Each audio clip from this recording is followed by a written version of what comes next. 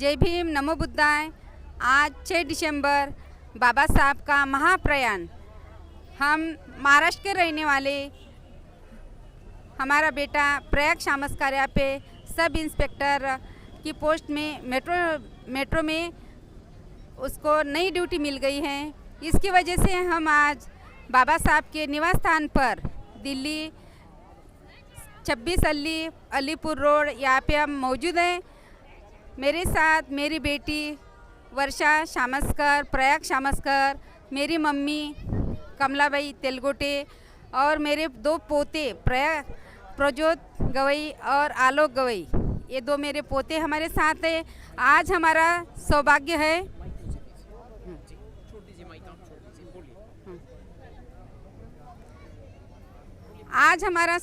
है कि हम बाबा साहब के पदचरण में यहाँ पे दिल्ली में आकर बाबा साहब को अभिवादन करने यहाँ पहुँच गए हैं।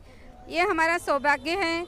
और ये 6 दिसंबर का जो दिन है, ये दिन हमारे लिए बहुत दुख की बात है, बहुत दुर्भाग्य की बात है। ये दिन हमारे लिए काला दिन है, क्योंकि बाबा साहब का जब निर्वाण हुआ था तब 5 तारीख को बाबा साहब की सेहत अच्छी थी। और जब नानक चंद रट्टू बाबा साहब को मिलने आए थे तब बाबा साहब रात भर बाबा साहब ने रट्टू को बोला था कि रट्टू तू जा और कल 5 बजे मुझे मिलने आ जाना।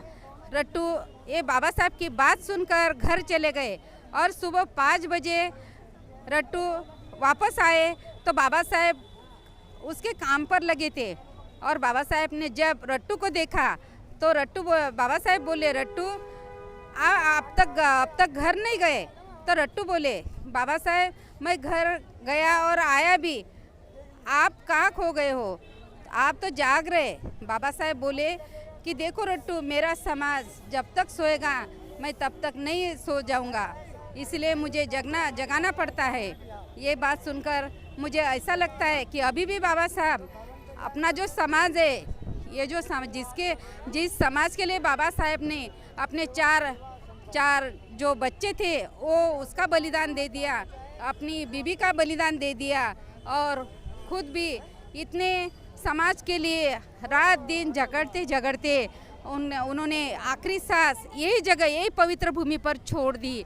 और मुझे ऐसा लगता है कि बाबा साहब अभी भी सोए नहीं होंगे, क्योंकि उसका समाज अभी भी सोया हुआ है, वो जागरूक नहीं है। अगर जागरूक रहता था तो आज ये दिन अपने पर नहीं आते थे।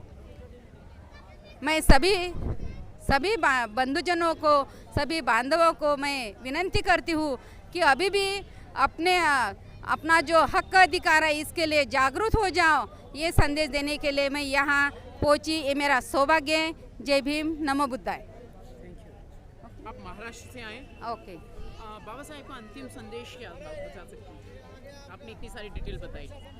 बाबा साहब का अंतिम संदेश था कि जो अपना समाज जो सो रहा है तो जागरूक होना चाहिए था।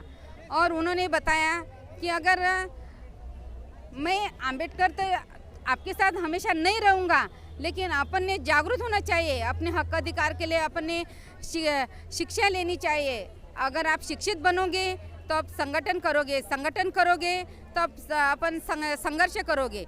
यही बात बाबा साहब ने अपने को दी थी, सीखो, संगठित बनो और संघर्ष करो।